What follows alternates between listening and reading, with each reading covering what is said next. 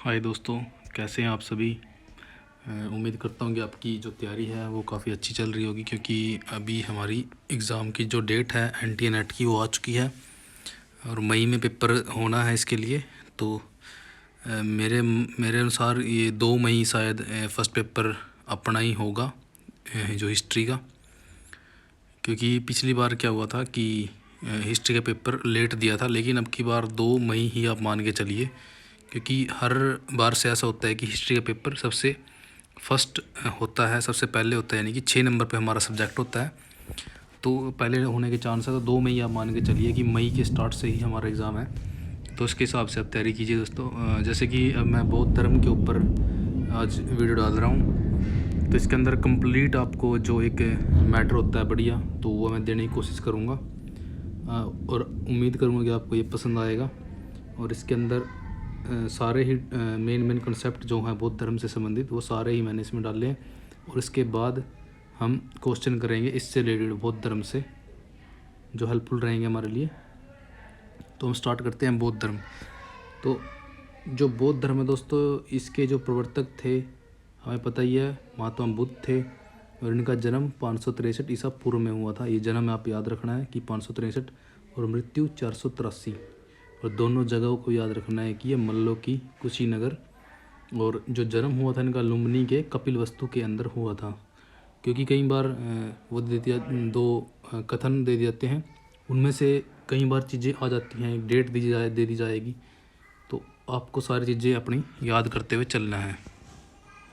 तो अब देखते हैं कि जो इनके पिता का नाम था सुधोधन था, और कपिलवस्तु शाक्य गण के ये प्रधान थे जो सुधोधन थे।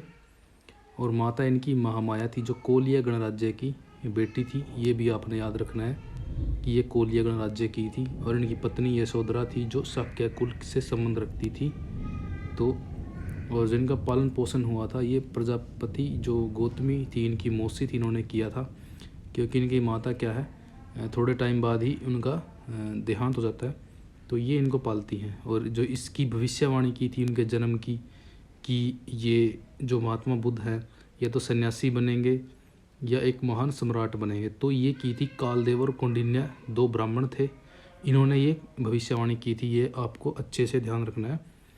और जो ध्यान भंगने इनके जो ये ध्यान लगा रहे थे, तो इसकी जो भंग करने की कोशिश की थी वो महाराणा ने की थी, कोई राक्षस या कुछ ऐसा था। तो ये चीज़ें आपने याद रखनी है। पाली धर्मसूत्र में क्या कहा गया है कि इनके अंदर क्या थे, 32 महापुरुषों के लक्षण थे। तो 32 महापुरुषों के लक्षण महात्मा बुद्ध के अंदर थे, ये आपने याद रखना है। और सुजाता ने इनको खीर दी थी जब ये पीपल के नीचे बैठे थे। तो वो आगे हम डिस्कस करेंगे सारी चीज़ें। और इन्होंने अपना पहला जो उपदेश दिया था वो दिया था 5 ब्राह्मणों को, जो ये बनारस के निकट थे, मृगवन नामक स्थान, यानी कि सारनाथ में इन्होंने अपना उपदेश दिया था। और जो ये घर छोड़ते हैं उस घटना को क्या बोलते हैं, महानिशी, ये महान विनिष्क्रमण बोलते हैं इसको। 29 साल के थे जब इन्होंने घर छोड़ दिया था। और इनके सारथी का नाम चाण था, जो इनके साथ क्या इनको घर से लेके जाता है जब इनकी इच्छा होती है कि बाहर देखने की। तो जो भविष्यवाणी कालदेव और कौंडिन्य ने की थी कि इनको सन्यासी और जो मृत्यु है, यानी कि सफ़ेद बाल, बुढ़ापा, 3-4 चीज़ों की इन्होंने ये की थी कि अगर ये वो देख लेंगे तो ये सन्यासी हो जाएंगे। और ऐसा ही होता है कि ये सारथी चाण के साथ निकलते हैं, और इनका घोड़ा जो था कंथक उसका नाम था। ये भी चीज़ें आपने याद रखनी है। तो इस घोड़े पर सवार होकर, और ये सारथी इनका चाण था। तो जब भी ये राजमहल से निकलते हैं, हालांकि इनके पिता ने इनके लिए काफ़ी अच्छी व्यवस्था कर रखी थी, क्योंकि उनकी खुद की आयु काफ़ी एज हो चुकी थी, जैसे कि ओल्ड हो चुके थे, उनके बाल सफ़ेद होने लग गए थे। और वो अपने बालों को यानी कि काले करके रखते थे, ताकि इनको बुढ़ापे का एहसास ही ना हो कि बुढ़ापा क्या चीज़ है। तो ये चीज़ें उनके पिता ने सब की, लेकिन एक टाइम के अनुसार चीज़ें बदली, और इन्होंने अपने पिता की अनुपस्थिति में ये कदम उठाया। तो ये सारथी के साथ निकल पड़ते हैं। तो फिर ये क्या करते हैं, ये इनको सारी चीज़ें दिखती हैं, बुढ़ापा भी दिखता है, रास्ते में रोगी दिखता है, और एक मृत्यु यानी कि मरा हुआ व्यक्ति दिखता है। तो उनसे इनके मन में द्वेष, यानी कि क्या कह सकते हैं उसको, कि भावनाएं ऐसी आ जाती हैं कि सन्यासी बनना पसंद करते हैं, क्योंकि इनको एक सन्यासी दिखता है जिसके फेस पर काफ़ी तेज था, यानी कि वो संतुष्ट लग रहा था, क्योंकि इनको सन्यासी भी रास्ते में दिखता है। तो ये सन्यासी के बारे में सोचते हैं और उसी की तरफ अट्रैक्ट होते हैं ज़्यादा ये, तो ये सन्यास की तरफ चल पड़ते हैं। तो आगे देखिए, अनुप्रिया जो उद्यान था, यानी कि आम्र उद्यान में एक इन्होंने सप्ताह यानी कि गुजारा था घर छोड़ने के बाद। तो ये बिम्बसार की राजधानी राजगीर चले गए। वैशाली के निकट इनकी क्या होती है, मुलाकात होती है सबसे पहले अलार कलाम जो सन्यासी था। ये जो गुरु थे वो अलार कलाम इनका नाम आता है, ये सांख्य दर्शन से संबंधित थे। तो अगर क्वेश्चन ऐसा आता है कि बौद्ध धर्म पर किस का प्रभाव था, तो ये सांख्य दर्शन का प्रभाव था, क्योंकि सबसे पहले बौद्ध धर्म सांख्य दर्शन से परिचित होते हैं अलार कलाम के द्वारा। और जो राजगृह के समीप इनको एक आचार्य मिलते हैं, धर्माचार्य, ये रुद्रक रामपुत्र थे, ये भी इनके गुरु माने जाते हैं। तो ये भी आपने याद रखना है कि इन दोनों का नाम तो आपने अच्छे से याद करना है, जो ये रुद्रक रामपुत्र और अलार कलाम। और फिर वहाँ से क्या करते हैं, ये चल देते हैं उर्वेला की तरफ, यानी कि उर्वेला बोला गया है बोध को, यानी कि बोध गया जो स्थान है उसको उर्वेला बोला जाता था। तो ये चीज़ें भी यहाँ पे आपकी क्लियर हो रही हैं, कई बार चीज़ें आ जाती हैं कि गया का नाम पहले क्या था। तो निरंजना नदी के तट पर वृक्ष के नीचे नदी पूछ ली जाती है कि कौन सी नदी के नीचे, यानी कि इनको कौन सी नदी के साइड में, यानी कि तट पर इनको जो ज्ञान हुआ था वो निरंजना नदी के तट पर था। तो ये याद रखना है आपने, निरंजना नदी। और वहाँ पर इनको 5 पहले क्या मिलता है, ब्राह्मण जो सन्यासी होते हैं, इनके नाम दिए गए हैं कौंडिन्य, आज, असजीवप और बदिया। इन्होंने क्या किया था, 6 के 6 थे, जैसे बुद्ध भी इनके साथ थे, तो 6 के 6 इन्होंने इकट्ठे तप किया। लेकिन क्या होता है कि जो सेनानी की पुत्री थी, ये भी आप याद रखिए कि वो एक सेनानी की पुत्री थी, जो सुजाता जिसका नाम था, उसके द्वारा खाई गई खीर के खाने से 5 ब्राह्मणों ने इनका साथ छोड़ दिया और ऋषि पत्तन, यानी कि ये सारनाथ चले गए थे। तो सारनाथ जाने के जब ये चले जाते हैं इनको छोड़ करके ऋषि पत्तन, तो 8वें दिन के बाद इनको क्या होता है, ज्ञान की प्राप्ति हो जाती है बोध गया के अंदर। तो सारनाथ में जब ये बोध गया की तरफ चलते हैं तो बंजारे इन्होंने शिष्य बनाए, 2 बंजारे थे, ये तपस्सु और भलिक इनका नाम था, ये प्रथम गृहस्थ थे। दोनों का नाम याद रखिए, क्योंकि तपस्सु और भलिक के ऊपर क्वेश्चन आया हुआ है। तो सर्वप्रथम इनको इन्होंने शिष्य बनाया था, जो गृहस्थ थे, यानी कि इनकी ये मैरिड थे दोनों, और बंजारे थे, ये याद रखिए आप। और ये क्या करते हैं, सर्वप्रथम ये ऋषि पत्तन, जिसको सारनाथ बोलते हैं या मृगदाव भी उसको बोलते हैं स्थान को, सरनाथ को, तो ये वहाँ गए और 5 ब्राह्मणों से मिलते हैं बोध गया के अंदर। तो ये बोध गया से चलते हुए सारनाथ गए, सारनाथ से फिर ये इनकी पूरे जीवन का यहाँ पे बताया गया है कि फिर वाराणसी जाते हैं, फिर अरुवेला जाते हैं, फिर राजगीर, फिर लुम्बिनी जाते हैं, अंत में पावापुरी और कुशीनगर में इनकी मृत्यु होती है। तो इनका ये लाइफ पीरियड दिया गया है यहाँ पे कि इन्होंने कहाँ से कहाँ तक की यात्राएं की थी। तो वाराणसी के जो श्रेष्ठी का पुत्र था, यानी कि वाराणसी के अंदर एक श्रेष्ठी पुत्र था यश, उसकी माता और जो पत्नी थी वो प्रथम इनकी उपासिकाएं बनती हैं, सबसे पहले इनकी उपासिकाएं बनती हैं। और प्रथम वर्षावास जो इन्होंने बिताया था वो वाराणसी के अंदर ही इन्होंने बिताया था बुद्ध ने। तो ये क्वेश्चन बनता है कि प्रथम वर्षावास कहाँ इन्होंने व्यतीत किया था, तो ये वाराणसी था। और वहीं पर क्या होता है कि 30 धनी युवक होते हैं, भद्र के साथ शिष्य बन जाते हैं इनके, और मुख्य नंदी, गया और कश्यप इनके नाम होते हैं, 3 नाम इनमें दिए गए हैं। और राजगीर के अंदर बिम्बसार जो होता है, वेलवन विहार इनको देता है और इनके शिष्य बन जाता है बिम्बसार भी। और वहीं पर राजगीर के ही सारिपुत्र और मोदगलायन जो इनके शिष्य थे, उपाली और अभ्या, ये भी वहीं पर इनके शिष्य बनते हैं। और लुम्बिनी के अंदर क्या होता है, जो लुम्बिनी है वहाँ पे इनका परिवार व चचेरा भाई देवदत्त भी शिष्य बनता है लुम्बिनी के अंदर। तो राजगीर में जो ये जाते हैं तो यहाँ पे उनको कौन मिलता है, सुदात अनाथ पिंडक मिलता है जो शिष्य बन जाता है। जेतवन इनको विहार देता है ये, यानी कि जेतवन विहार इनको क्या करता है, दान में देता है। श्रावस्ती के अंदर जेतवन विहार बना हुआ है, तो ये कई बार ये चीज़ें भी आपको कंसेप्ट आपके क्लियर होने चाहिए कि कौन सा विहार कहाँ पे स्थित है और किसने दिया है। आज तक ये क्वेश्चन नहीं आए हैं दोस्तों, लेकिन क्या पता नेक्स्ट टाइम ये चीज़ें दे दी जाए, तो चीज़ें आपको पहले से ही अच्छे से करके चलनी है। जो श्रावस्ती है उसके अंदर ही एक व्यापारी की पुत्री थी विशाखा, जिन्होंने शिष्यता तो ग्रहण की और पूर्वाराम विहार जो पूर्वाराम के नाम से है वो इनको दिया था दान में। और जो कौशल नरेश था प्रसेनजित यानी कि इनका शिष्य बन जाता है ये भी। और ज्ञान प्राप्ति के बाद 8 साल के यानी कि 8 वर्ष के बाद जो लिच्छवी थे वहाँ के, तो इन्होंने उनको वैशाली आने का निमंत्रण दिया था और वहाँ पर कुटाग्रशाला विहार दान में इनको दिया था। तो ये आपने याद रखना है। आनंद के कहने पर महिलाओं को संघ में प्रवेश मिलता है, क्योंकि इनको संघ में प्रवेश इसलिए देते हैं क्योंकि जो गौतमी थी इनकी मौसी थी यानी कि माता भी लगती थी, इन्होंने इनका पालन पोषण किया, तो इनका भी दबाव था बुद्ध के ऊपर, तो ये संघ में शामिल होने वाली सबसे पहली महिला थी। और गौतमी जो इनकी पुत्री नंदा थी और पत्नी यशोधरा, वैशाली में जो आम्रपाली थी यानी कि गणिका थी आम्रपाली, जिसको क्या वैशाली के सभी लोग चाहते थे, यानी कि गणिका थी। तो उस टाइम पे ये गणिका मान जाती थी, लेकिन आज इसका आम्रपाली का वैशाली के अंदर अध्यात्म के अंदर काफ़ी वो है, यानी कि ये कन्वर्ट हो गई थी बुद्धिज़्म में। तो आज इनको अच्छे नज़रिए से देखा जाता है, लेकिन पहले इनको गलत नज़रिए से वहाँ पे देखा जाता था वैशाली के अंदर, क्योंकि ये बहुत सुंदर लेडीज़ थी वहाँ पे। तो ये भी शिष्या बन गई थी बुद्ध की, तो ये आपने याद रखना है। बुद्ध ने इनको क्षमा कर दिया था। तो बिम्बसार की पत्नी, इसको याद रखना आपने, क्षेमा नाम था इनका, तो ये भी इनकी शिष्या बन जाती है। और कौशाम्बी के शासक ये उद्यन भी यहाँ पे इनका भिक्षु बन जाता है। ये कौशाम्बी शासक की बहन थी। और पिंडोला जो था भारद्वाज के प्रभाव से बौद्ध बन जाता है। जो पिंडोला था वो भारद्वाज के प्रभाव से बौद्ध बन गया।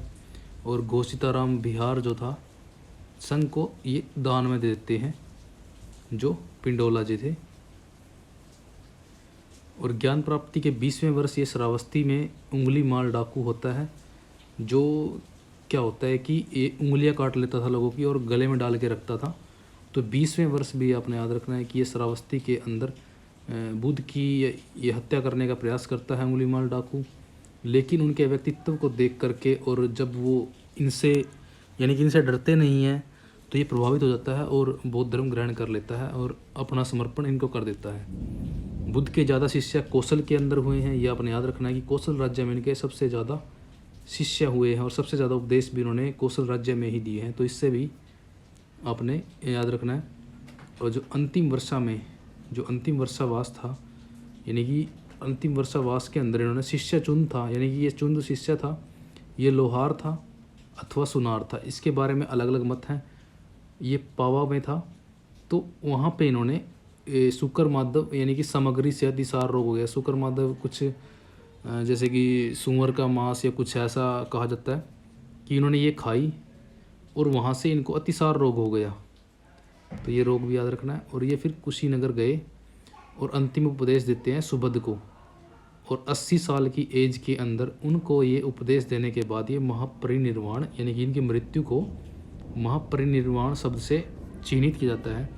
और ये अपने उपदेश के अंदर क्या बोलते हैं सुबुद्ध को, ये कहा जाता है कई बार कि सभी सैद्धांतिक वस्तुओं का विनाश होता है, अपनी मुक्ति के लिए उत्साहपूर्वक प्रयास करें। तो ये अंतिम उपदेश था जो सुबुद्ध को दिया गया था बुद्ध के द्वारा। और जब ये मरते हैं तो इनकी जो 8 भाग होते हैं शरीर के, यानी कि मरने के बाद जैसे जलाने के बाद, तो शरीर के धातु के 8 भाग, सभी पर 8 स्तूप बने हैं 8 जगह पर। ये महापरिनिर्वाण सूत्र हमें बताता है जो बौद्ध धर्म का है। तो ये पहला बनता है मगध नरेश अजातशत्रु, यानी कि ये डिमांड करते हैं इनके शरीर की धातु जो भी जैसे कि जलने के बाद या कुछ जो भी अवशेष बचते हैं, तो एक कपिल वस्तु के साक्ष्य डिमांड करते हैं, वैशाली के लिच्छवी और वेटद्वीप के ब्राह्मण, अलकप्पम के बुली, पावा के मल, पीपलीवन के मौर्य और रामग्राम के कोलिये। और क्योंकि माता कोलिया गणराज्य की थी, ये भी आप याद रखिए। तो ये 8 के 8 जगह पर क्या है, इनके स्तूप बने हुए हैं, शारीरिक धातु के स्तूप। जैसे स्तूपों के 3 टाइप हैं, तो ये शारीरिक धातु के ऊपर बने हुए इनके स्तूप हैं। तो ये चीज़ आपको कन्फर्म याद रखनी है कि वेटद्वीप में ब्राह्मण थे, पीपली वन के मौर्य थे, राम गाम के कोलिये थे।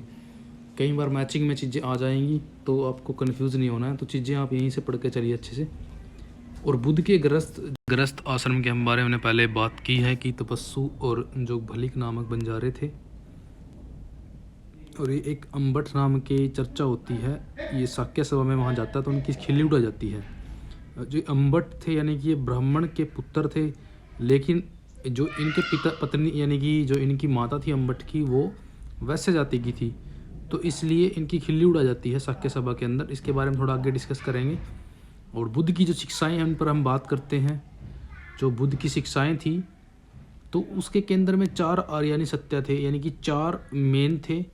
जैसे दुख है, दुख का कारण है समुदाय, इसको बोला जाता है। दुख से मुक्ति मिल सकती है यानी कि निरोध, और मुक्ति का मार्ग अष्टांगिक मार्ग, इसके बारे में आगे आएगा। यानी कि ज्ञान, आचरण, ध्यान, साधना, ये मुक्ति के मार्ग के अंदर की चीज़ें हैं। और अष्टांगिक मार्ग व इनके 3 स्कंद यहाँ पे होते हैं। 3 स्कंदों की हम चर्चा करते हैं। जैसे ये 3 स्कंद दिए गए हैं, प्रज्ञा, शील और समाधि। तो इसके अंदर सबसे पहले होता है कि सम्यक दृष्टि यानी कि दर्शन, यानी कि वास्तविक वस्तुओं का स्वरूप का ध्यान करना। सम्यक संकल्प यानी कि उद्देश्य, असक्ति, द्वेष, हिंसा से मुक्त विचार। वाक यानी कि सम्यक वाक के अंदर वाणी आएगा, तो ये अप्रिय वचनों का त्याग करना। कर्मांत के अंदर आएगा, सम्यक कर्मांत होता है जो कर्म आएगा इसके अंदर, तो दान, दया, सत्य, अहिंसा, सत्कर्म आदि कर्म करना।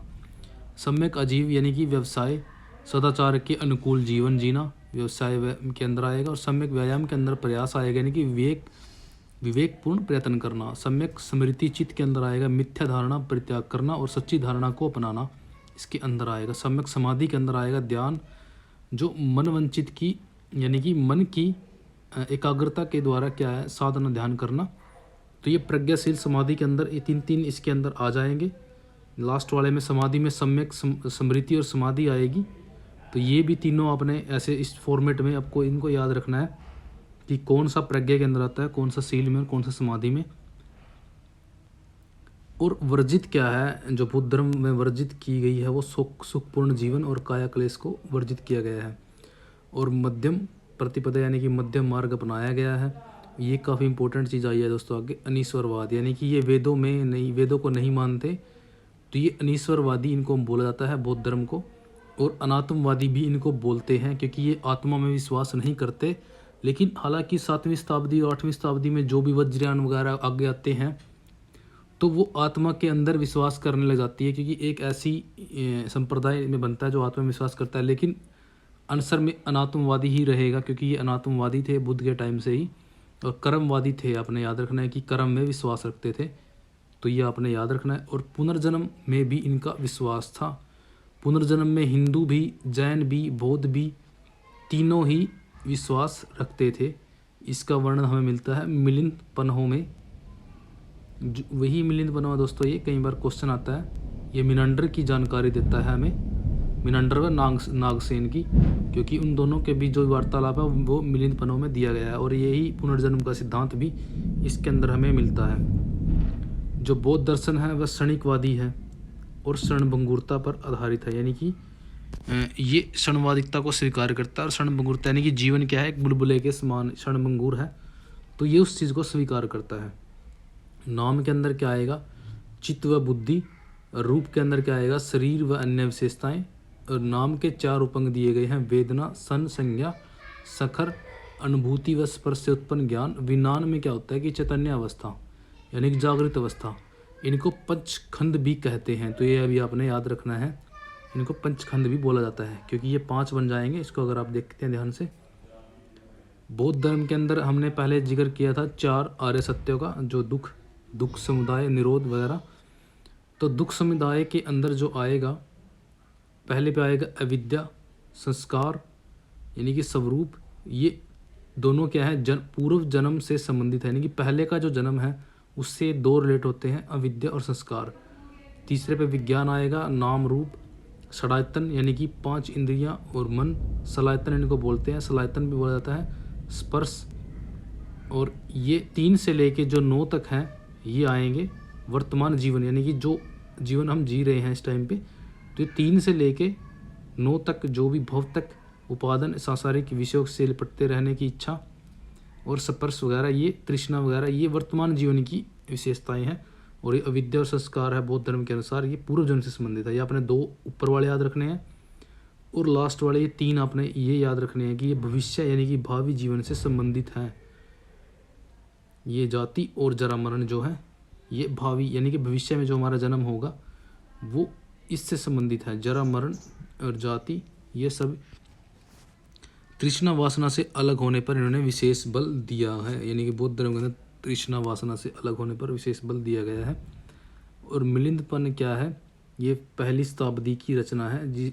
जिस तरह दूध ही दही और मक्खन क्या है, घी का रूप लेता है, तो उस टाइप से इन्होंने इनका दर्शन दिया है।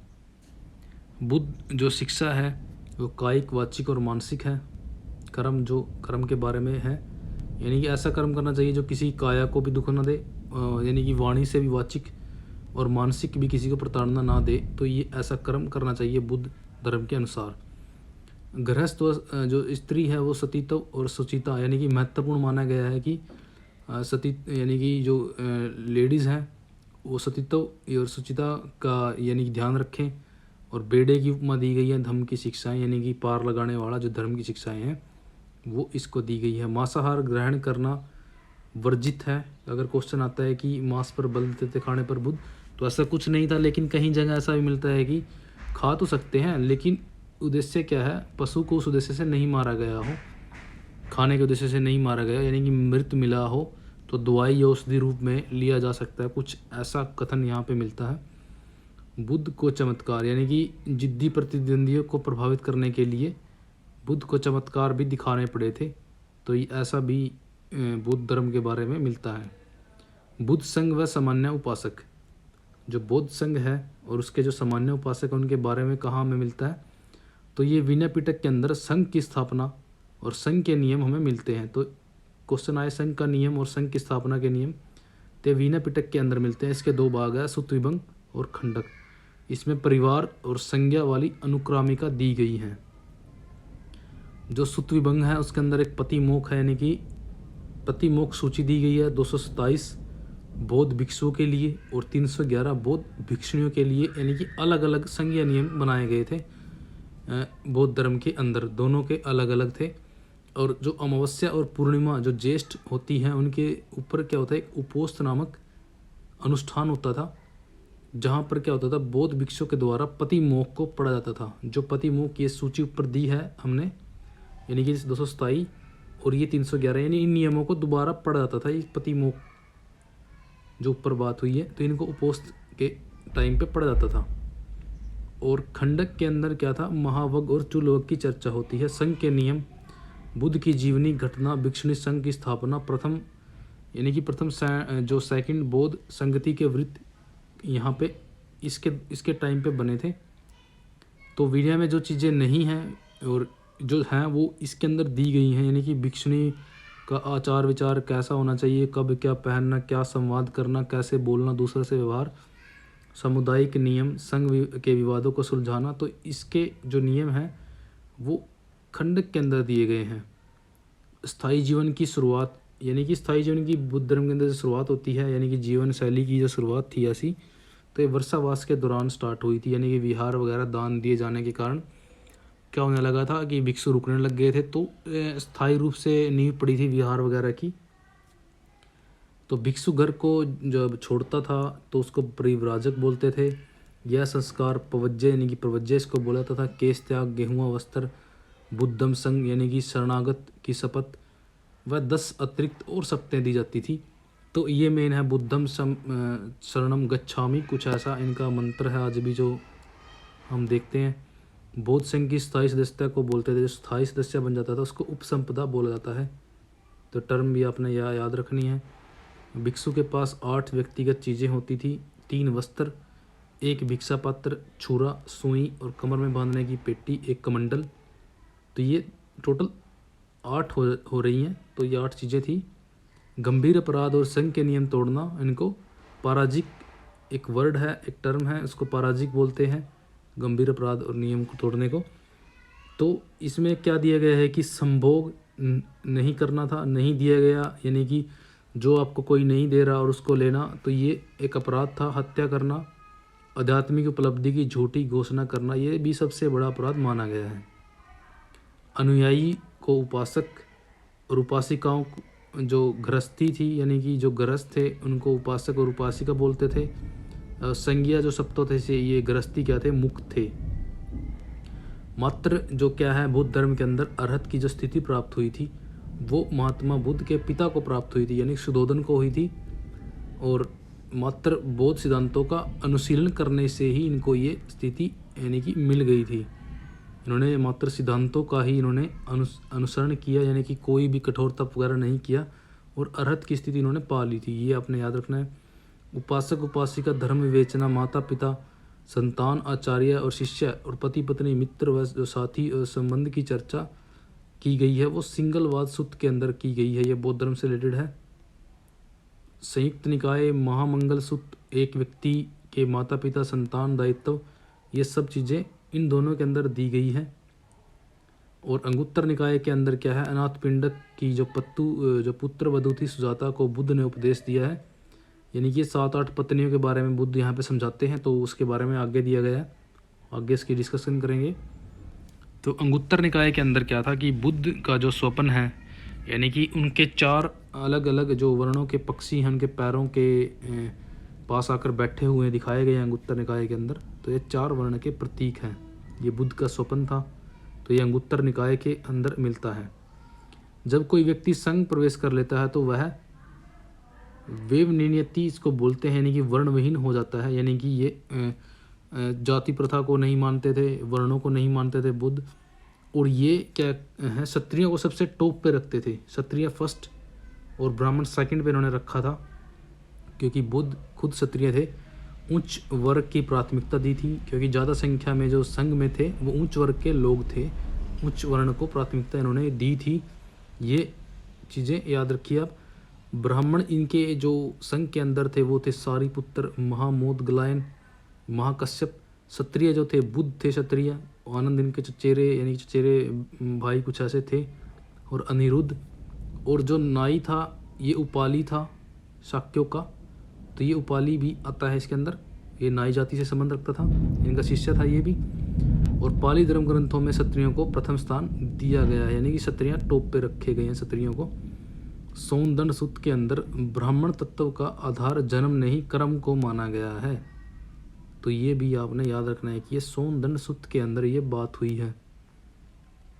जो अगन सूत्र है, यानी कि इसमें बुद्ध वशिष्ठ व भारद्वाज से पूछते हैं कि जो अगन सूत्र के अंदर बुद्ध पूछते हैं वशिष्ठ से और भारद्वाज से कि संघ में जुड़ने पर ब्राह्मणों की क्या प्रतिक्रिया रही, तो उनको उत्तर मिलता है कि प्रतिक्रिया क्या थी, आलोचना व निंदा युक्त थी, यानी कि निंदा की गई है बौद्ध धर्म की ब्राह्मणों के द्वारा।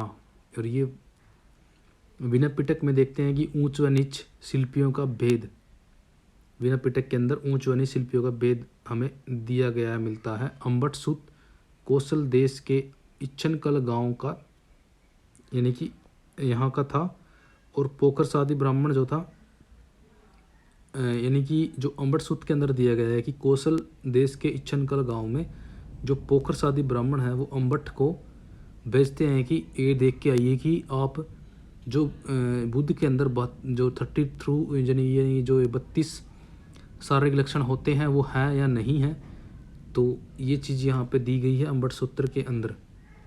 और ब्रह्मदेव भूमि दी गई थी प्रसन्नजेति के द्वारा बुद्ध को। शाक्यों को नीच कहता है,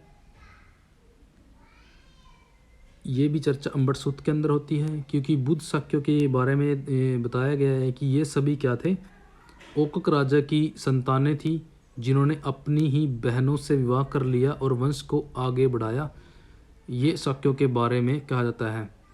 और जो ओकक राजा था उसकी जो दासी थी, यानी कि दिशा दासी से अम्बट यानी कि कान्हान गोत्र के अम्बट्ठों का जन्म हुआ था, ऐसा भी माना जाता है।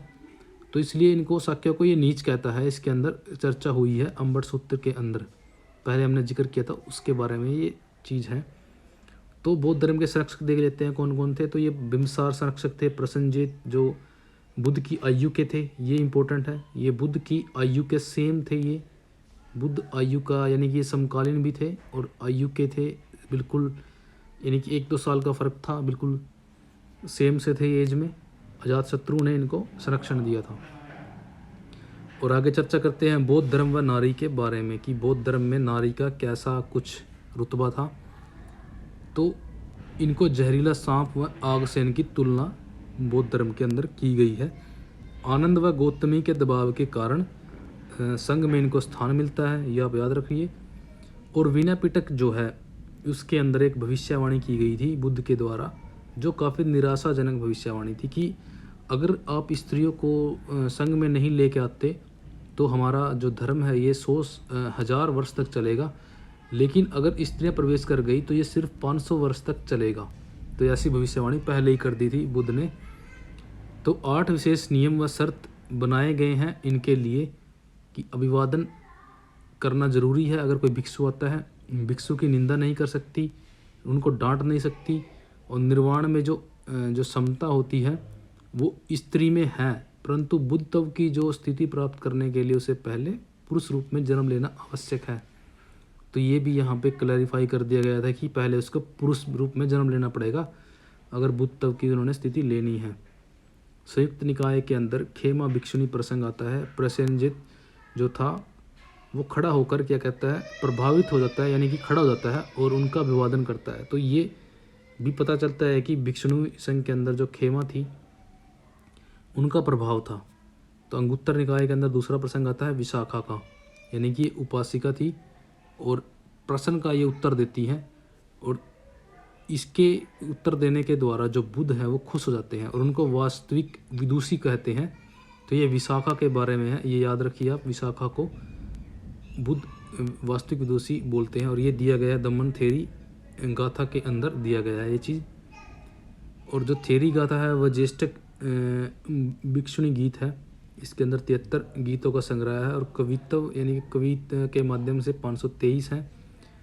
त्विज्य ज्ञाता है जो अरहतों की विशेषता है। तो इसके अंदर स्त्रियों की चर्चा है ये, क्योंकि त्विज्य ज्ञाता उनको बोला गया है जो अरहतों की विशेषता है त्विज्यता। ये भी आपने याद रखिए कि ये त्विज्य जो है ये अरहत यानी कि जो बुद्ध के पिता ने स्थिति प्राप्त की थी, ये त्विज्य ये विशेषता है अरहतों की। चंदा ब्राह्मण युवती ये भी थेरी गाथा के अंदर एक गीत मिलता है, यानी कि पट्टाचारा का गीत इसको बोलते हैं। इसके अंदर क्या होता है कि जो चंदा नामक ब्राह्मण युवती होती है वो उसका पुत्र मर जाता है तो वह क्या करती है, बुद्ध के पास आती है कि मेरे पुत्र को जीवित कीजिए। लेकिन बुद्ध ये बोलते हैं उसको कि आप जाइए और अगर आपको इस गांव के अंदर किसी का मामा भाई या फूफा यानी कि जो भी रिश्तेदार हैं अगर उनमें से कोई भी नहीं मरा होगा, यानी कि आप अगर कोई आपको ऐसा घर मिलता है जिसके अंदर कोई भी किसी की मृत्यु आज तक नहीं हुई है रिलेशन के अंदर, अगर आप उसके घर से एक मुट्ठी सरसों की ले आएंगी तो मैं आपके बेटे को जीवित कर दूंगा। लेकिन वो घूमती है और उसको आखिर में समझ आ जाता है कि ऐसा कोई नहीं है जो नहीं मरेगा, तो वो समझ करके बुद्ध के चरणों में गिर पड़ती है और मृत्यु पर शोक नहीं करती अपने पुत्र की। तो ये समझाने के लिए उन्होंने ऐसा इसके अंदर दिया गया है कि जो बौद्ध भिक्षुणी को क्या है, भिक्षु उपदेश दे सकता है तीसरे व्यक्ति की उपस्थिति में, यानी कि बौद्ध भिक्षु जो भी उपदेश देगा भिक्षुणी को तो कोई तीसरा व्यक्ति वहाँ पे उपस्थित होगा तभी कोई भिक्षु भिक्षुणी को उपदेश दे सकता है। तो ये चीज़ें यहाँ पे दी गई हैं। अंगुत्तर निकाय के अंदर दिया गया है कि बुद्ध द्वारा 7 प्रकार की पत्नियाँ बताई गई हैं। श्रावस्ती के अनाथ पिंडक की पुत्र वधु सुजाता जिसका जिक्र पहले किया है और बाद में वो दासी स्वभाव की बन जाती हैं। ये 7 स्त्रियाँ यहाँ पे दी गई हैं, यानी कि जो 7 की चर्चा करते हैं जो बुद्ध, सबसे पहले वधिक यानी कातिल जैसी होती हैं, ये क्रूर हत्यारण प्रकृति की, रात में पति को छोड़कर यानी कि पैसों के लिए कार्य करती हैं, तो ये वधिक बोला गया है इनको। चोरसम यानी कि चोर टाइप पति के पैसे चुराती है, गरीब व नाश कर देती है पति का। तो अयासम यानी कि उपपत्नी, ये आलसी होती है, भोग विलासी होती है, जोर से बोलती है, कटुभाषी यानी कि कटु वचन होते हैं इसके, पति को निराश कर देती है ये। तो ये तीनों क्या है, नरक में जाएंगी। इनके बारे में बुद्ध बोलते हैं कि नरक में जाएंगी तीनों। और मातृसम के बारे में 4th नंबर पे चर्चा करते हैं कि जान माल की रक्षा करती हैं, भगनी सम यानी कि बहन जैसी, और मित्रसम यानी कि निष्ठावान होती है मित्र के जैसे, और एक होती है दासीसम, यानी कि गुलाम जैसी शांत धैर्यवान आज्ञाकारी, पीटने पर भी पति को कुछ नहीं कहती, यानी कि अगर पति पीटता है तो वो कुछ नहीं कहती। तो ये जो 4 हैं लास्ट वाली, इनके बारे में बुद्ध बोलते हैं कि ये स्वर्ग में इनको स्थान मिलेगा कल को, अगर पत्नी ऐसी है। तो जो भी लेडीज़ इस वीडियो को देख रही हैं तो इस पर थोड़ा चर्चा आप भी कीजिए, यानी कि सोचिए इन चीज़ों के ऊपर। तो स्वर्ग की चर्चा की गई है कि यहाँ पे इनको स्वर्ग मिलेगा, और 4 यही पत्नियाँ अच्छी बताई गई हैं। जो 3 ऊपर वाली हैं ये घटिया किस्म की बताई गई हैं बुद्ध के द्वारा। और जो ये उपदेश जब बुद्ध इनको देते हैं यानी कि सुजाता को, तो सुजाता दासी स्वभाव की बन जाती है, यानी कि ये लास्ट वाली बन जाती है बुद्ध के उपदेश देने से पहले। और उससे पहले ये इन तीनों स्टार्टिंग टाइप की होती हैं। बुद्ध ने उपदेश देकर 5 ब्राह्मणों के साथ सबसे पहले क्या की थी, संघ की स्थापना की थी। और यश जो सबसे पहले सदस्य बनता है संघ का, ये आप याद रखिए, पहले ही बात हुई है वहाँ पे। और संघ के अंदर कौन सी प्रणाली थी, गणतंत्रात्मक प्रणाली थी संघ की। 15 वर्ष की आयु होनी चाहिए, सबसे पहली शर्त ये है इस बौद्ध संघ में जाने की। और संघ सभा में जो यानी कि 15 वर्ष की आयु होनी चाहिए, और जो नौकर होता है वो मालिक की इच्छा से ही जा सकता है, पत्नी पति की इच्छा से जा सकती है, और कर्ज किसी के ऊपर नहीं होना चाहिए। कुछ ऐसी शर्तें बौद्ध धर्म में आने के लिए थी, तो वो मैंने यहाँ पे नहीं दी हैं, लेकिन मैं आपको वैसे बता रहा हूँ। संघ सभा में प्रस्ताव को बोलते थे नीति या वृत्ति, ये टर्म आपको याद रखनी है। पाठ जो प्रस्ताव पाठ था उसको अनुसावन बोलते थे। बहुमत से जो प्रस्ताव पारित होता था उसको भूमिस्कम बोलते थे। और प्रस्ताव पर जो मतभेद होता था उसको अधिकरण बोलते थे। मतभेद पर जो मतदान होता था वह गुल्लक या गुप्त विधि द्वारा होता था, और गुप्त को गुल्लक बोलते थे। और प्रत्यक्ष उसको विवितक बोलते थे, यानी कि प्रत्यक्ष सामने ही मतदान करना, सामने से ही कि मैं मेरी तरफ से मैं इसको चुनता हूँ, तो ये इसको विवितक बोलते थे। सभा में बैठने की जो व्यवस्था करता था उसको बोलते थे आसन प्रज्ञापक, यानी कि सभा के अंदर जितने लोग बैठते थे उनकी जो व्यवस्था करता था उसको आसन प्रज्ञापक बोलते थे। और कोरम की स्टार्टिंग के लिए 20 जनों की उपस्थिति आवश्यक होती थी। विशेष अवसर पर भिक्षुणी और भिक्षु को इकट्ठा करने को जो यानी कि जो था उसको पोस्ट बोलते थे, पहले हमने चर्चा की है। प्रवज्य ग्रहण करने वाला उसको श्राणमेर बोलते थे। प्रवज्य जो ग्रहण कर लेता था, ये हमने इसकी चर्चा की है प्रवज्य सबसे पहले। और क्योंकि भिक्षु यहाँ पे घर छोड़ता था तो ये प्रवज्य उसको बोला गया है। बौद्ध संगतियों की चर्चा करते हैं कि बौद्ध संगतियाँ जो धार्मिक साहित्य के अंदर इनका विशेष महत्व है बौद्ध धर्म के बारे में। तो 483 में सबसे पहले बौद्ध संगति होती है, यानी कि बुद्ध के मृत्यु के बाद ही जस्ट होती है ये होती है अजातशत्रु के टाइम पे। और इसका अध्यक्ष था महाकश्यप, और स्थान था इसका राजगृह की सतपर्णी गुफा। आनंद, और जो आनंद था वो धर्म का यहाँ पे अनुयायी, यानी कि कुछ इनको संज्ञा दी गई थी धर्म की। रूपाली जो विनय की इनको वो दी गई थी। तो ये भी अपने याद रखना है कि आनंद जो थे धर्म से रिलेटेड थे। उस जो ये पहली बौद्ध संगति हुई थी इसके अंदर, और ये विनय से संबंधित है उपाली। और यहाँ पे रचना होती है सुत्त पिटक और विनय पिटक की, ये 2 अपने याद रखने हैं। सबसे पहली संगति में इनकी रचना हुई देखते हैं। ये वैशाली के अंदर होती है, बालुका राम विहार वहाँ पे जगह थी, तो वहाँ हुई थी ये। इसका अध्यक्ष सुबुकामी था, और काला अशोक के टाइम पे ये हुई थी। तो ये भी आपने याद रखना है कि काला अशोक के टाइम पे संगति होती है। और ये होती है बौद्ध महापरिनिर्वाण के 100 वर्ष बाद, यानी कि 483 में उन्होंने महापरिनिर्वाण लिया, यानी उनकी मृत्यु होती है। और उसके 100 वर्ष बाद यानी कि 383 ईसा पूर्व में ये हुई थी। और इसके अंदर कुछ बातें जोड़ी गई थी, यानी कि बौद्ध धर्म से संबंधित कि दोपहर का जो भोजन है उसके बाद विश्राम नहीं करना या करना है, खाने के बाद छाछ पीना है या नहीं पीना है, ताड़ी पीनी है या नहीं पीनी है, सोने चांदी के लेन देन में मतभेद है यहाँ पर। और जो समर्थक थे इस चीज़ के उनको महासंघिक या सर्वस्ववादी बोला गया है। पूर्व भिक्षु या वज्जीपुत्र इनको बोला गया है। जीव 9 धर्मों से निर्मित है, ये चीज़ें इनमें जोड़ी गई थी। मान्यता है कि दृश्य जगत सारभूत अंश है, क्षणिक नहीं। तो ये सभी इसकी विशेषताएं हैं। नेतृत्व किया था इसका वैशाली में महाकश्यप ने। और परिवर्तन, इस परिवर्तन के विरोधी उनको बोला जाता है स्थाविर या थेरवादी, पश्चिमी भी इनको बोलते हैं। इनका नेतृत्व किया था उज्जैन के अंदर महाकच्छायन ने, ये उज्जैन के अंदर। और कालांतर में आगे चलकर जो इसके 18 संप्रदाय बौद्ध धर्म के बन गए थे, ये भी आपने अच्छे से देख लेनी चीज़ें। और तृतीय बौद्ध संगति के अंदर क्या था, स्थाविरों का बोलबाला था। और ये पाटलिपुत्र के अंदर हुई थी। मोगलीपुत्तिस्य जो था अशोक के टाइम पे, ये इसका अध्यक्ष था। और अशोक के टाइम पे ये हुई थी। महात्मा बुद्ध की मृत्यु के 236 वर्ष बाद हुई थी। 247 ईसा पूर्व यानी कि इसका टाइम पीरियड है, ये चीज़ हुई, ये संगति हुई थी। और यहाँ पे अधिगम पिटक की रचना हुई थी, कथावस्तु जो इसके अंदर ही आता है, तो इसकी रचना यहाँ पे होती है तृतीय बौद्ध संगति के अंदर। आगे देखते हैं चतुर्थ बौद्ध संगति। इसके अंदर बोलबाला था महासंघिकों का, और पहले वाली में बोलबाला हुआ था स्थाविरों का। यह स्थान जो था कश्मीर का कुंडलवन जलंधर में पार्श्व के कहने पर ये की गई थी। तो ये हुई थी कनिष्क के टाइम पे। अशव घोष इसका उपाध्यक्ष था, और अध्यक्ष तो था वसुमित्र। दोनों आपने याद रखने हैं, अध्यक्ष और उपाध्यक्ष। और ये होती है बुद्ध की मृत्यु के 585 वर्ष बाद यानी कि 102 ईसा पूर्व में, कनिष्क के टाइम पीरियड पर। और संस्कृत को भाषा के रूप में यहाँ पे अपनाया गया था। उससे पहले पाली भाषा थी मेन, तो संस्कृत को अपनाया गया और भाषा शास्त्र की रचना हुई संस्कृत के अंदर, लिखा गया था इस टाइम पे। और ये क्या था, 2 भागों में बट गई थी जो बौद्ध धर्म था, हीनयान और महायान। जो हीनयान बोलते हैं वो बोलते हैं हम निम्न मार्ग, यानी कि जो शुरू से चला आ रहा था उसको हीनयान बोला गया है। स्थाविरवादी बोला जाता है। और महायान यानी कि उत्कृष्ट मार्ग, जिन्होंने चेंजेस लेके आए जो, तो उनको महायानी बोला जाता है। इनको महासंघ भी बोला गया है। तो इनका कंपैरिजन करते हैं कि ये जो हीनयानी थे ये मूल रूप को बनाए रखना चाहते थे, ये समय के साथ परिवर्तन चाहते थे।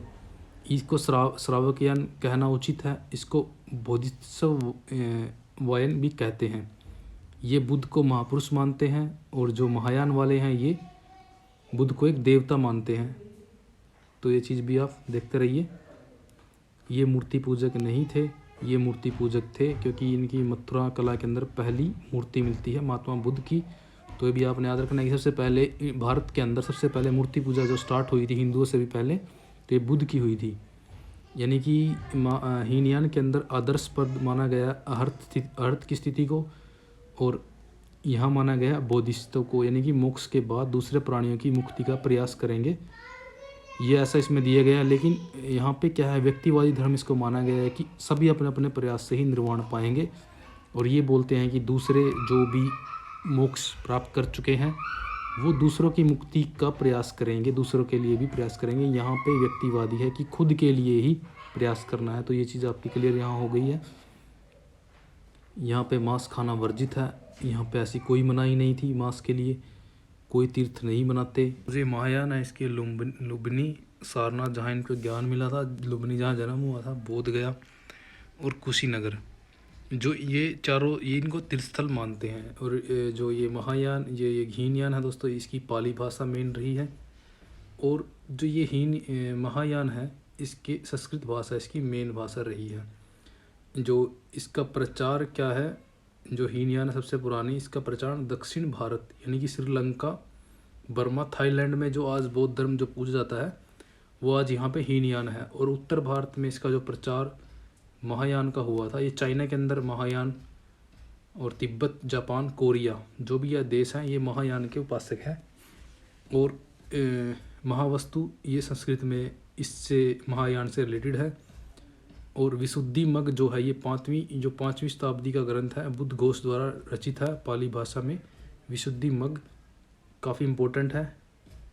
और ये ललित विस्तार है, ये महायान से रिलेटेड है दोस्तों। और ये इसके बारे में एक और चीज़ है, जो ललित विस्तार है इसके अंदर क्या है, कई सारी लिपियों के बारे में यहाँ पे चर्चा है। ललित विस्तार के अंदर बहुत सी लिपियों का यहाँ वर्णन है, बहुत सी भाषाओं की। और बुद्ध जीवन का यहाँ जो उपयोग है इसमें दिया गया है, यानी कि बुद्ध जीवन के बारे में। और एक राइटर हुए हैं एडविन आर्नोल्ड, उन्होंने लिखी थी the light of Asia.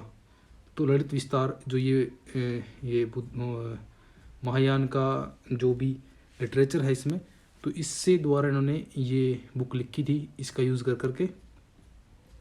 सधर्म Pundarik यानी कि संबोधों का दीर्घ इसके अंदर रचना के अंदर हुआ है। वज्र छेदिका के अंदर आत्मज्ञान संबंधी लेख मिलते हैं। सुखावती व्यू जो है अमिताभ और उनका स्वर्ग गमन इसके अंदर दिया गया है। कुरंड व्यू जो है अवलोकितेश्वर की महानता के बारे में है। और जो ये सहस्रिक प्रज्ञा पारमिता जो सूत्र है ये बोधिसत्व की पूर्ण आध्यात्मिकता के ऊपर इसके अंदर हमें इनका लिटरेचर मिलता है। तो बोधिसत्व जो है महायान से रिलेटेड है और यहाँ पे इनकी चर्चा की गई है, यानी कि ये 6 बोधिसत्व के बारे में दिया जाता है। सबसे पहले अवलोकितेश्वर होता है जो सबसे प्रधान बोधिसत्व माने जाते हैं। पद्मपणि यानी कि हाथ में ये कमल धारण करने वाले माने गए हैं। इनका प्रधान गुण जो माना गया है वो दया माना गया है। तो आप यहाँ देख सकते हैं प्रधान गुण दया। कुरंड व्यू रचना यानी कि पद्मपणि इनको कहते हैं। मंजूश्री सेकंड है, एक हाथ में इनका किताब है और दूसरे में खड़ग यानी कि तलवार है। ये बुद्धि को प्रखर करने वाले माने जाते हैं महायान से रिलेटेड। और ये वज्रपाणि थर्ड पे हैं। ये कठोर हैं, पाप और असत्य के संहारक है। वज्र इनका यानी कि हाथ में रखते हैं। सतीग्रह फोर्थ पे हैं यानी कि शुद्ध स्थानों के अभिभावक इनको बोला जाता है। अमिताभ क्या है, संसार के अधिपति के रूप में इनको दिखाया गया है। सुखावती व्यू इनके बारे में है। और जो मैत्रेयनाथ है ये 5वें यानी कि 6ठे नंबर पे आते हैं। ये भावी बोधिसत्व यानी कि भविष्य में इनका जन्म होगा। कलशधारी इनको माना गया है, तो ये इनके बारे में है। और हीनयान के 2 संप्रदाय थे, वैभाषिक और सिद्धांतरिक। वैभाषिक ये विभाषा शास्त्र पर आधारित है और इनकी उत्पत्ति कश्मीर से मानी जाती है। और वैभाषिक जो है ये चित्त बाह्य जगत के जो अस्तित्व है उसको स्वीकार करते हैं। इसे बाह्य प्रत्यक्षवाद भी कहते हैं, यानी कि ये प्रत्यक्षवाद के समर्थक थे, यानी कि जो सामने है उस पर विश्वास करते थे। तो इसके 4 आचार्य हुए, ये काफ़ी इंपॉर्टेंट आचार्य हैं दोस्तों। ये आपको इनका क्रम भी याद रखना है। सबसे पहले धर्मत्रात, फिर घोषक, वसुमित्र, बुद्धदेव। काफ़ी इंपॉर्टेंट है ये क्वेश्चन। ये जो सूत्रांतिक है ये मुख्य आधार इनका सुतपीठक है। चित्त बाह्य जगत को स्वीकार यह नहीं मानते, यानी कि ये प्रत्यक्ष ज्ञान को नहीं मानते, यानी कि प्रत्यक्ष ज्ञान से ये इसको मानते नहीं है। ये बाह्य जगत का अनुभव विकल्प इन्होंने एक माना है। इसको बाह्य जगत का जो अनुभव है उसको एक विकल्प मात्र मानते हैं, जो इनके बारे में दिया गया है। महायान के जो संप्रदाय हैं वो है माध्यमिक या शून्यवाद, विज्ञानवाद या योगाचार। माध्यमिका यानी कि शून्यवाद के प्रवर्तक नागार्जुन थे, काफ़ी इंपॉर्टेंट है ये। और ये यज्ञ श्री सातकर्णी गौतमी पुत्र के समकालीन थे, ये इंपॉर्टेंट इनके बारे में। इन्होंने की जो रचनाएं हैं मध्य मारिका यानी कि शून्य सप्तशती, विग्रह व्यावर्तनी ग्रंथ लिखे इन्होंने और इसको सापेक्षवाद भी कहते हैं। शून्यवाद को सापेक्षवाद भी बोलते हैं, काफ़ी इंपॉर्टेंट इसके बारे में है ये। नागार्जुन ने प्रतीत्या समुत्पाद की को ही शून्यता कहा है। ये दुख मुख्य इसके अंदर बताए गए हैं, जो बौद्धों के दुख से रिलेटेड चर्चा इसमें की गई है। और इनके शिष्य थे आर्यदेव, उन्होंने च्युत शतक नामक ग्रंथ लिखा है। आचार्य कवि जो चंद्रकीर्ति, शांति देव, शांति रक्षित, ये भी इसके आचार्य हुए हैं। और विज्ञानवाद या योगाचार, इसकी स्थापना 3री शताब्दी में मैत्रेयनाथ द्वारा की गई थी और इसका विकास किया था असंग और वसुबंधु ने। मत चित्त या जो विज्ञान को ही एकमात्र सत्ता इन्होंने माना है। और योग व आचार पर विशेष इन्होंने बल दिया है। योग व आचार के ऊपर असंग का छोटा भाई वसुमित्र था और जो बाद में अनुयायी बन गया था बौद्ध धर्म का। और इन्होंने लिखा था विज्ञप्ति मात्रता सिद्धि, योगाचार की व्याख्या इन्होंने की है। और अन्य संप्रदायों में आते हैं दोस्तों वज्रयान, जो 6ठी शताब्दी में जो दोषों के कारण, यानी कि इसमें दोष आ गए थे काफ़ी वज्रयान में। बुद्ध की अनेक पत्नी की कल्पना वज्रयान करता है। तारा चक्रेश्वरी देवी, इसका प्रचलन मोस्टली बिहार और बंगाल में था। सिद्धांत जो इनके दिए गए हैं मंजूश्री मूलकल्प के अंदर दिए गए हैं। गुहा समाज जो असंग ने लिखा है वो इसके अंदर इसके मिलते हैं। काल चक्रयान यानी कि ये 10वीं शताब्दी में ये संप्रदाय आया था। ये वज्रयान से इसकी उत्पत्ति है। इसके प्रवर्तक जो है मंजूश्री हैं। सर्वोच्च देवता इसके श्री चक्र माने जाते हैं। मानव शरीर ब्राह्मण प्रतीक माना गया है। इसके अनुसार प्रथम ग्रंथ जो है काल चक्र तंत्र और विमल प्रभा भाटिका है। और एक सहजयान है, यानी कि ये बंगाल के अंदर 10वीं शताब्दी में हुए हैं। वज्रयान काल चक्रयान रूढ़िवादिता का विरोध करते हैं। जो वज्रयान और काल चक्रयान है ये रूढ़िवादिता का विरोध करते हैं और भक्ति गीतों पर ये जोर देते हैं सहजयान के बारे में। और जो दृढ़नाग हैं वो 5वीं शताब्दी के तर्कशास्त्र के प्रवर्तक हैं। 100 ग्रंथ यानी कि इन्होंने लिखे हैं और मध्यकालीन न्याय का इनको जनक बोलते हैं दृढ़नाग को। और धर्म कीर्ति जो हुए हैं ये 7वीं शताब्दी में, इनका टाइम पीरियड भी आपने याद रखना है। ये न्यायिक, दार्शनिक और चिंतक और भाषा वैज्ञानिक थे। डॉक्टर स्ट्रेच वात्स्की ने इनको भारतकांत कहा है। और दोस्तों ये है बौद्ध साहित्य, लेकिन ये इतना इम्पोर्टेंट नहीं है, जैसे एग्ज़ाम में नहीं आता, लेकिन आप भी इसको एक बार देख सकते हैं। जैसे अंगुत्तर निकाय के अंदर 16 महाजनपदों का उल्लेख है, 2000 से अधिक कथन है। और संयुक्त निकाय जो है इसके अंदर धर्मचक्र प्रवर्तन, मंजिम प्रतिपदा, अष्टांगिक मार्ग है। तो ये संयुक्त निकाय से संबंधित है। मंजिम निकाय में छोटे उपदेश हैं, तो आप ये भी एक बार देख लीजिए, ज़्यादा लंबी लेक्चर हो जाएगा नहीं ये। तो विनय पिटक के अंदर के ये 4 भाग हैं, पति, मोक्ष, सुप्त, विभंग, खंडक, परिवार। तो आप इसके बारे में थोड़ा थोड़ा देख लीजिए, वैसे इतने इम्पोर्टेंट नहीं रखते ये। और जो अभिधम पिटक के 7 ग्रंथ हैं वो यहाँ दिए गए हैं, मेरे वीडियो में मैंने दिए हैं। ये तृतीय संगति में मोगली पुत्तिस के टाइम के हैं। तो ये अन्य ग्रंथ जातक कथाएं हैं जो 549 हैं, पाली भाषा में ये हैं। ये भी कई बार क्वेश्चन आया है। जो 8 कथाएं हैं, त्रिपिटकों का भाष्य इसको बोलते हैं। सिंहली भाषा में मागधी में अनुवाद किया है इसका बुद्धदेव द्वारा। निदान कथा का जो है बुद्ध का जो जीवन है उसका चरित्र सर्वप्रथम इसमें मिलता है निदान कथा के अंदर। इसके 3 भाग हैं, दूर, अवधूर, शांतिक निदान। तो इसके बारे में बुद्ध के जो पूर्व जन्म का विवरण दूर निदान में है। बोधिसत्व से पुनः पृथ्वी पर जन्म लेने का आग्रह अविदूर निदान में किया गया है। शांति निदान के अंदर क्या है, बौद्ध धर्म से सर्वप्रथम दीक्षित होने वालों का वर्णन मिलता है। और दीपवंश महावंश के अंदर क्या है, सिंहली इतिहास, यानी कि ये श्रीलंका का इतिहास, पाली और मौर्य वंश की जानकारी मिलती है। तो ये काफ़ी इम्पोर्टेंट है। मिलिंद पन्नों में क्या है, नागसेन और पाली भाषा में ये है मिनंडर व नागसेन का वार्तालाप है। बुद्धपाल व भाववेक 5वीं शताब्दी में नागार्जुन और सुनदेव के भाष्यकार है। और तुर्क जो आक्रमणकारी बख्तियार खिलजी ने नालंदा और विक्रमशिला को यानी कि ख़त्म कर दिया था आग लगा करके। तो ये बौद्ध धर्म के रिलेटेड हैं दोनों विद्यालय। भावी बुद्ध संबंधी धार्मिक विश्वास के केंद्र बिंदु है मैत्रेयनाथ। तो ये याद रखना अपने दोस्तों। और ये जो मैंने फैक्ट इसमें दिए हैं वीडियो के अंदर, अगर आप इनको भी करते हैं तो ये यूपीएससी नेट के लिए बहुत इंपॉर्टेंट है, हमारे एनटीए नेट के लिए सबसे ज़बरदस्त है ये चीज़। इससे बाहर मेरा मानना है कुछ नहीं आ सकता दोस्तों। और मैं अभी नेक्स्ट वीडियो डालूंगा इसके रिलेटेड क्वेश्चंस की बुद्ध धर्म से संबंधित, तो आप वो भी कर लेंगे। तो आपके जो भी इससे क्वेश्चन आएगा वो इससे बाहर नहीं होने वाला है। तो दोस्तों आपको अगर लेक्चर पसंद आए तो कमेंट जरूर करना। धन्यवाद, जय हिंद दोस्तों।